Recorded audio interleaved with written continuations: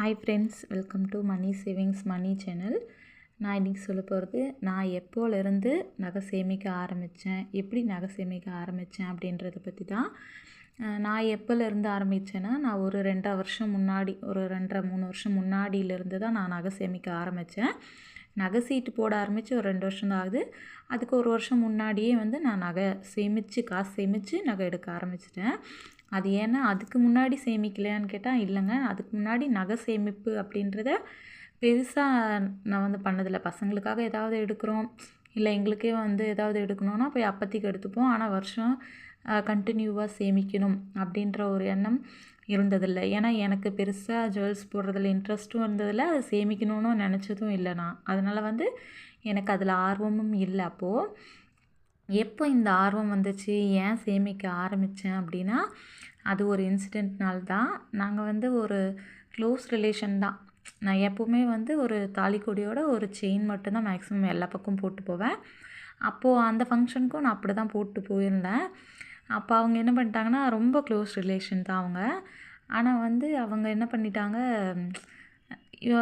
அவங்க என்ன நினச்சி அப்படி பண்ணாங்கன்னு தெரியல. ஆனால் அவங்க ஜுவல்ஸ் எல்லாம் எடுத்து வச்சிட்ருக்கும்போது அங்கே நிறைய பேர் இருந்தாங்க. ஆனால் இவங்க இங்கே வான்னு சொல்லி கூப்பிட்டு என்ன அந்த ஜுவல் பாக்ஸை பிடிக்க வச்சு, அவங்களே ஆக்சுவலாக அதை எடுத்து வச்சுருக்கலாம், அது அவ்வளோ பெருசாக கூட இல்லை. ஆனால் அந்த ஜுவல் பாக்ஸை பிடின்னு சொல்லி பிடிச்சு, அதை இது இப்படி அது இப்படின்னு கதை கதையாக சொல்லி, அதுக்கப்புறம் அவங்க அதை எடுத்து வச்சது எனக்கு ஒரு மாதிரி இருந்துச்சு. சரி, என்னடா இப்படி நடத்திட்டாங்க அப்படின்ற மாதிரி. அவங்க அதை எப்படி நினச்சாங்கன்னு உண்மையிலேயே எனக்கு தெரியல. ஆனால் எனக்கு அது கஷ்டமாக இருந்தது. அதுலேருந்து தான், இல்லை நம்ம நகை எடுக்கணும், நகை போடணும், நம்ம மற்றவங்க பார்வையில் அது எப்படி தெரியுது அப்படின்ற மாதிரி தான் நான் நகை சேமிக்க ஆரம்பித்தேன். அதுக்கப்புறம் தான் நான் அதுக்கு முன்னாடியெல்லாம் காசு சேர்த்து சேர்த்து, எனக்கு சேமிப்புன்றது சின்ன வயசுலேருந்தே இருக்குது. சின்ன வயசுலேயுமே காசு சேர்த்து எங்கள் அப்பாட்ட கொடுத்துருவேன். அந்த மாதிரி தான் பண்ணுவேன், இல்லை அம்மாட்ட கொடுத்துருவேன். இங்கே கல்யாணம் ஆனதுக்கப்புறம் இவர் கொடுக்குற காசையும் நான் சேமித்து அவருக்கே தான் திருப்பி கொடுத்துருவேன்.